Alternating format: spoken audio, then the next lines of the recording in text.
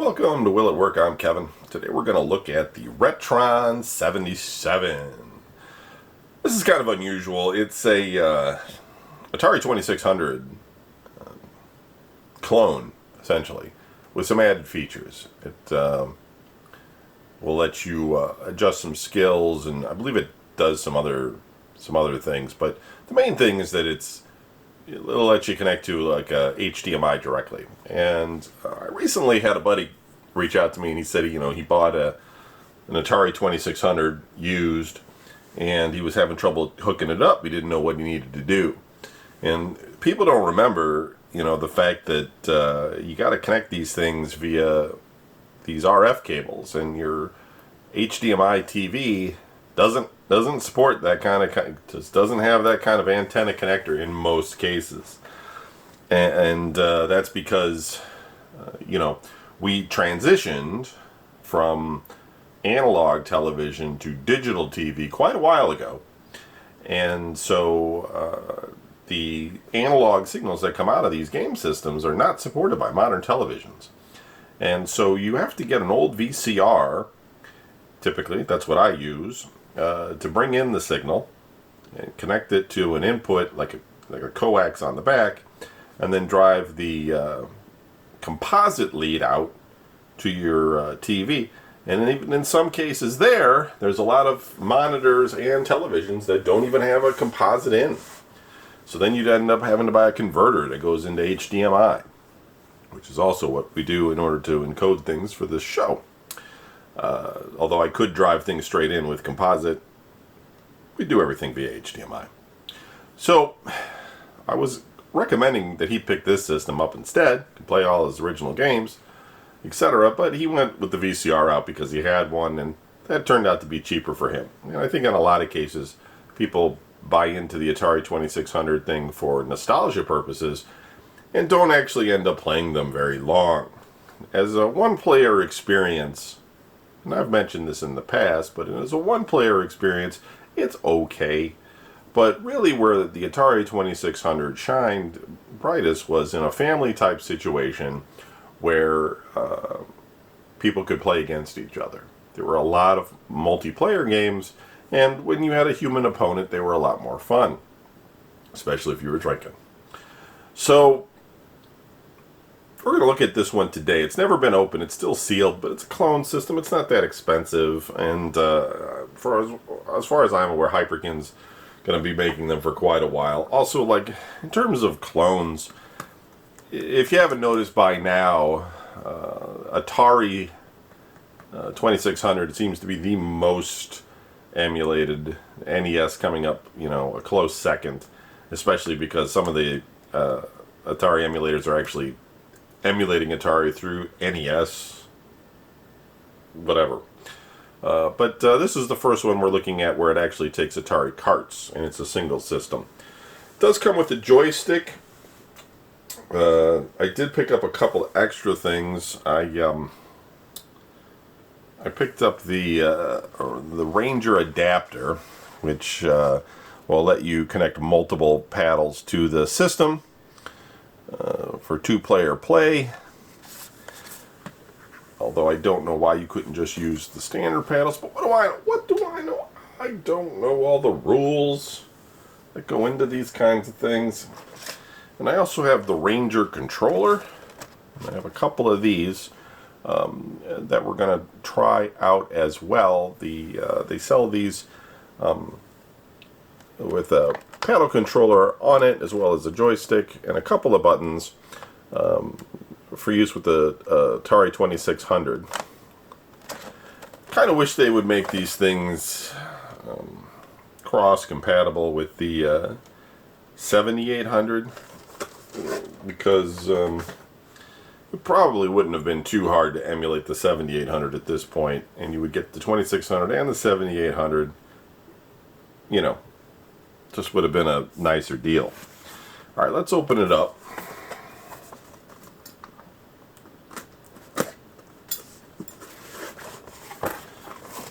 Let's see it like one of them gadget shows where we have to do the unboxing and all that kind of stuff. Okay. if we kind of mix things about this joystick, but I don't think it's bad, but I'll tell you what the deal is with that in a second. Let's look at the main unit here.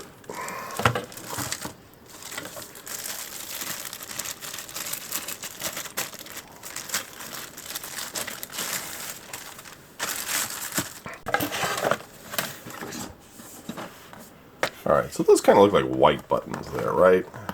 But they are actually silver on the unit. Not a big deal, although I think the white might have looked a little bit less gaudy. They're plastic. They're okay. This switch, though, I don't like that. It works. I'm not saying, well, I hope it works, but I'm not saying anything about it. But it's a little, could have been a little bit nicer, but I didn't spend a lot of money on this. It's like 70 bucks, right? Maybe it's 77 bucks. It's something like that. On the back, we've got a TFT memory slot that's already populated with a card, apparently. Let's see if I can get that out of there. See how big it is.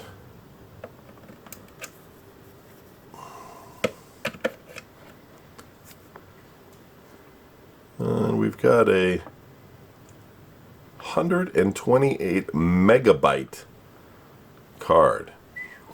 Boy, tell you what, you can keep that in there forever, because I'm never going to need that for anything. 128, not gigabyte, megabyte.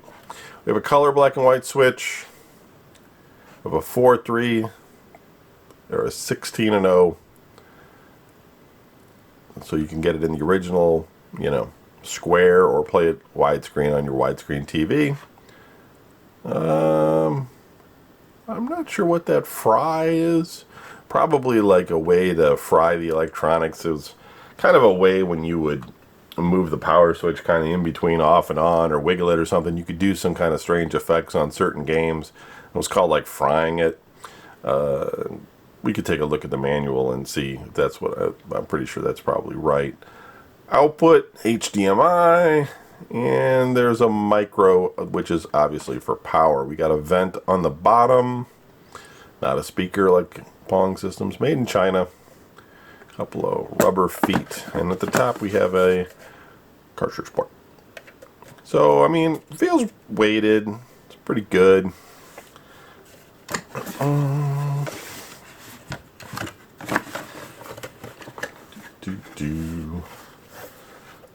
I'm going to zoom out a little bit here, guys, so you can see more what I'm sitting here spinning things in my hand. You can't even see what I'm doing. Sorry.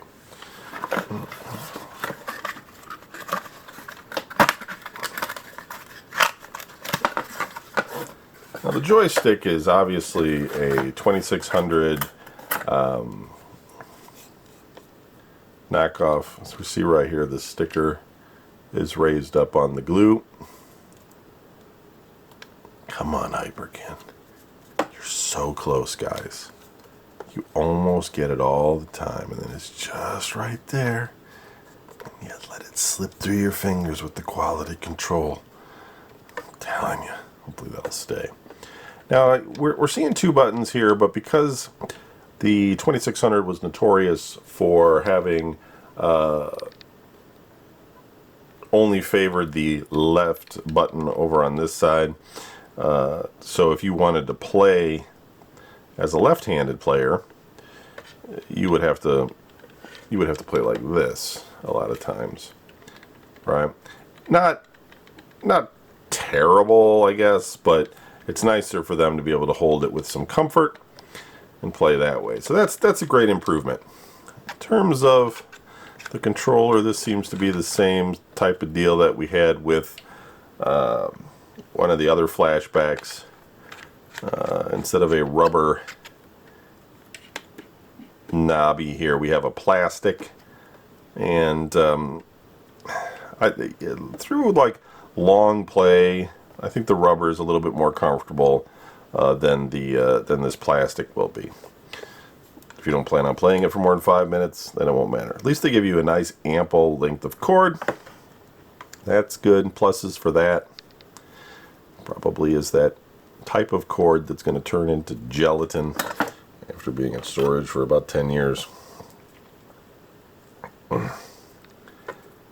Whenever I have twist ties, I always tie them to the cable like that. That way, I never lose the twist tie. It's always there.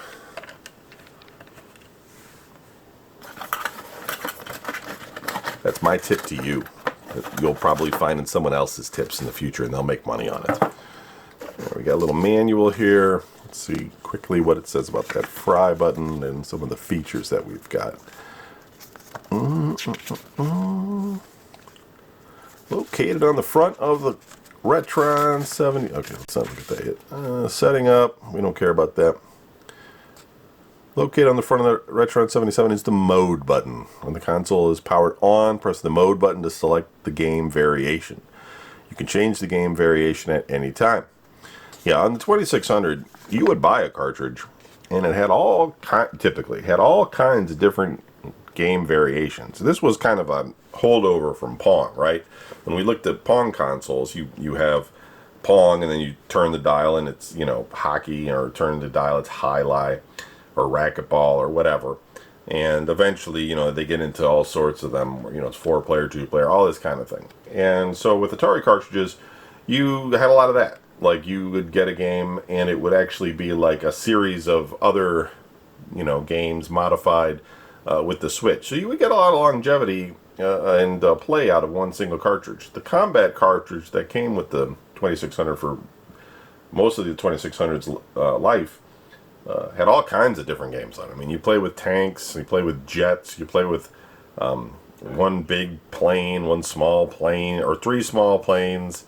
I believe there was some other stuff on there too. It was really, you know, bouncing shells, non-bouncing shells, all kinds of stuff. And so it really kind of kept it a little bit more interesting, especially being, you know, as limited as it was. So you can explore a lot of games and see what they offer.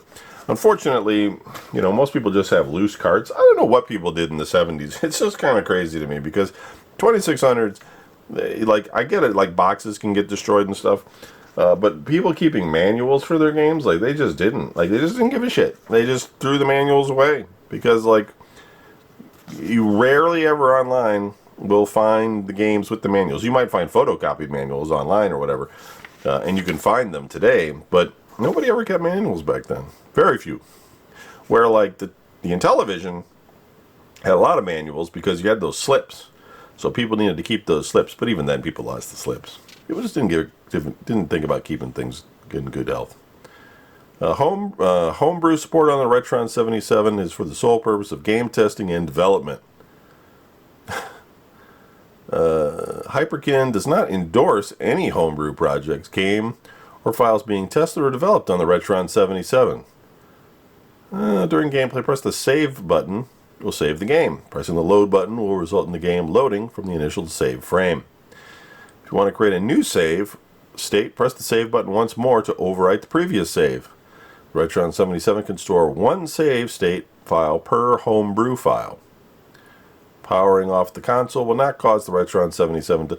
Yeah, you know, one of the problems with these things, and I feel for these companies, is the fact that, like, you know, we look at these systems coming out of China, and they're just loaded down with, you know, stolen games, etc., or at least not properly licensed. And then you get a company like this that makes something that potentially can play a, you know, game that's on a memory card, and they get blowback for it. They're like, hey, you're promoting piracy by doing that, etc. Like, and it's an Atari 2600, all right? Like, come on, give it up on the, like, those games are so old. Like, I get it, like, the flashback people in the Atari History Museum and stuff maybe wants to make some money on some of this, but let the games go. Let the games go. Let people enjoy playing the games. Like, it's so old. Ugh, makes me mad. Art. Let's see. The fry button allows you to experience bizarre in-game glitching effects and might enable you to unlock parts of the game that weren't able to access before. Located on the back of the RetroN 77 is the fry button. During gameplay, press the fry button to experience in-game glitches. Note, the fry button function varies depending on cartridge. Using the fry effect may make the loaded game unplayable. Fry cartridge effects may differ from the original 2600. Skill button, located on the front of the RetroN 77 are the skill buttons. The left skill button is designated for the Player 1 controller. Depends on cartridge, memory card, source of software. Playing games on RetroN. Okay. Using controllers. Comes with a 2-button ambidextrous premium controller with a 10-foot cable. The two buttons mirror each other's input for your convenience. For single-player games, insert a controller into Player 1 controller port. 2-player, yes, we know. It's also compatible with some 2600 compatible peripherals, and it is compatible with original 2600 joysticks and paddles, which is important. Not everything that is emulating a 2600 seems to do well with the paddles, especially those flashback systems. I've read a lot of things about paddle support being touch and go. I don't know. I have no idea how it is here, but it's nice to see that at least they acknowledge that they do support it. Okay.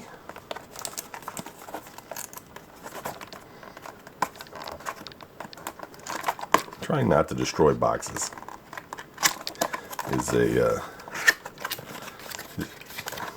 is an art that I am not good at, like most art. What do we got here? Got a plug, USB plug. At least they give you the adapter, right? I mean, 5 volt, 1 mega amp, 1 amp, 1000 milliamp. I mean, 1 mega amp. Could you imagine? House is on fire, is raging. Who plugged in that mega amp adapter? Oh my god. See, I almost threw that one away. That's not what we do. I do not do this to loaves of bread, though, just so you know. It's only to game consoles and other electronics.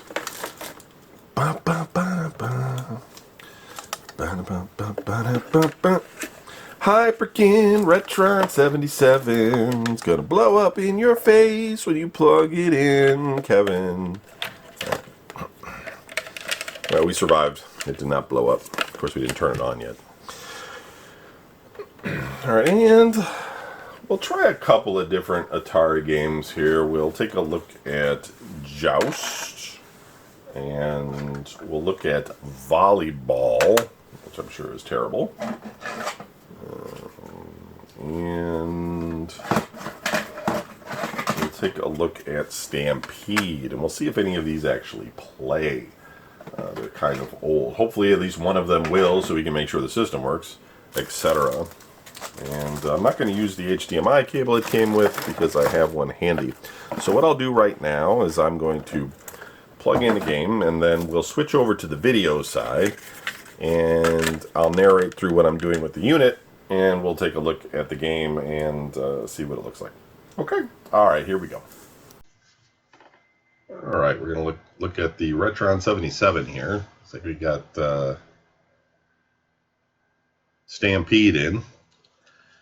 And let's look at mode.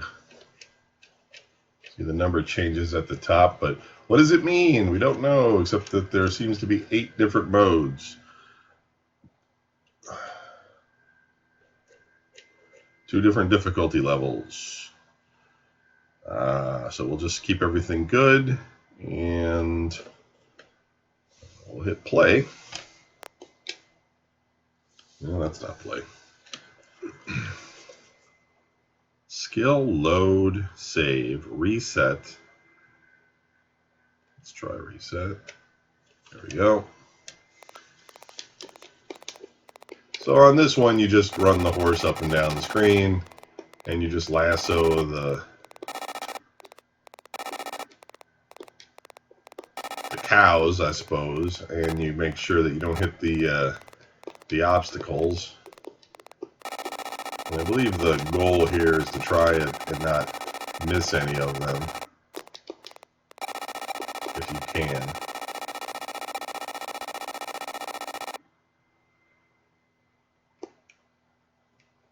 So is that the end? Did I lose?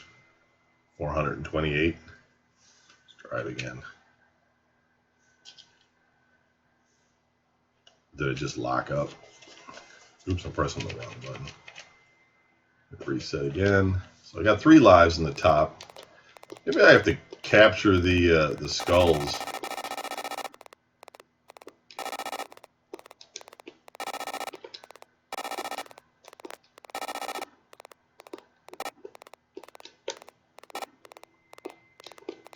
Ah, no! Oh yeah, that's right. You can knock them. Forgot about that.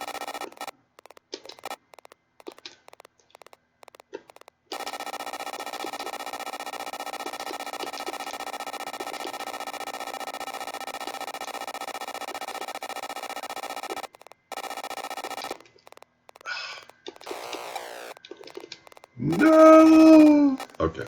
So that's Stampede. Now let's try a different mode just to see what that's like. Let's try 8, because that'll probably be the most radical, right?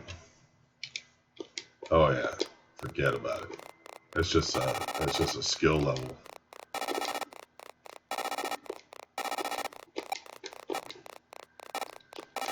So there is some delay there. Kind of sticks a little bit. I'm not sure if that's because of the emulation or just the way the game is. So let's get rid of Stampede. I still have a lot of Atari stuff left on the show. I still got to go through some other Atari things, although not all 2600, but some of it is. Let's look at volleyball.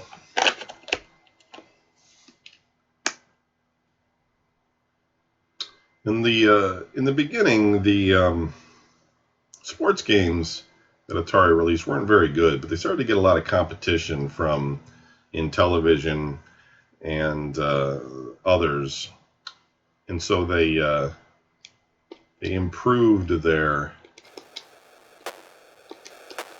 Oh my God.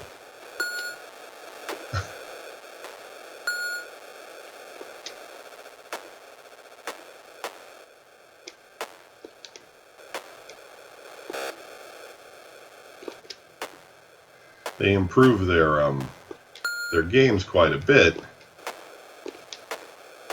with the Real Sports series, but there was no Madden. Should have been some Madden, but there was no Madden. I'm just kidding. I mean, there was no Madden. I'm just kidding that there should have been Madden.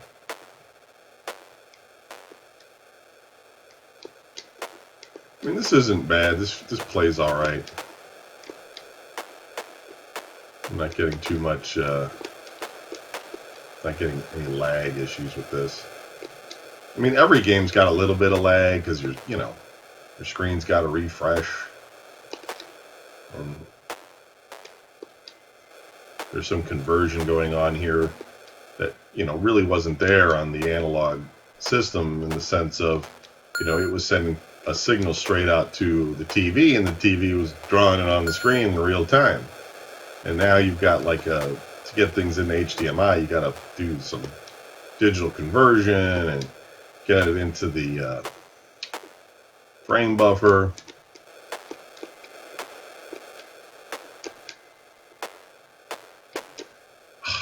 Shit.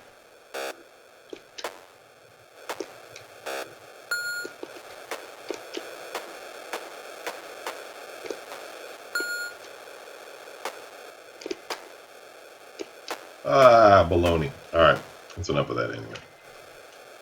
Let's try a different mode. Oop, wrong one. Oh, we can play in the evening. Is that all that is? It's just playing in the evening thing? Oh, it's like 2-player. Bulk. Okay. We won't need to look at that then. Let's kill that. And we'll look at Joust. And we'll try the load and save feature of Joust as well, just to see how that works. It takes a little bit to get going. I wonder if it's copying the game into memory or something before it gets to the screen. you turn it on, and there's like a pause there, and these games are pretty small. So the idea that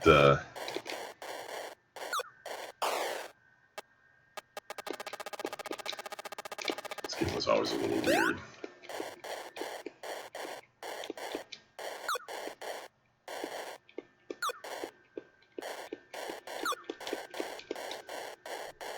Alright, let's try and save it. State 0 saved. Okay, now let's try and load it. State 0 loaded. Yep, that worked. So that's kind of nice. Super fast. You could probably constantly save your game if you wanted to.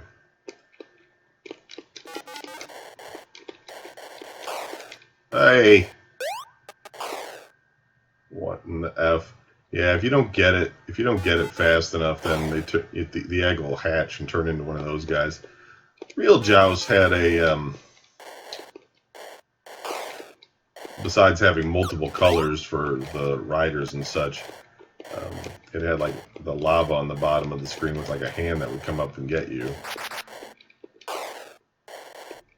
And it doesn't look like this one does that. This is a pretty weak version of Joust. Alright. So let's try moding it up. Yeah, it's just two player basically versus one player. That's all the mode button does there. So, I mean, that's basically it. It's the RetroN 77. You might be like, Kevin, can't you show us a wealth of Atari 2600 games? We're so interested in seeing them. And the answer is no.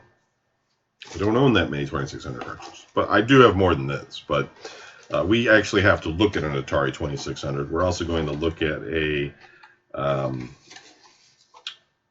7800 and the 5200. We have to get to those, as well as some flashbacks that we may or may not open, and I have a joystick here I'm probably going to try out really soon. Jack Specific. It's one of the stragglers I had. Although I think we already looked at the joystick. I got to go back through it. Or if we missed it. I know we looked at the paddle controllers. I thought we looked at the joystick. And I wouldn't think I'd have two. But, you know, the joystick ones were so popular when they first came out. They sold, and it's pretty much what drove that market to become a big deal for Jack Specific as well as others, because you know, so many people were like, wow, Atari, and they went out and bought these joysticks with the games on them for some nostalgia, and it was relatively cheap, and people kind of enjoyed going back and playing, you know, the old games that they remember. And then, yeah, they just came out with more and more and more and more and more, and they came out with so many that, you know, people just didn't have, you know, any interest in playing a bunch of crappy games. But anyway, all right, that's it for the RetroN 77, Joust 1983. We'll be back tomorrow with something new. Thanks for watching.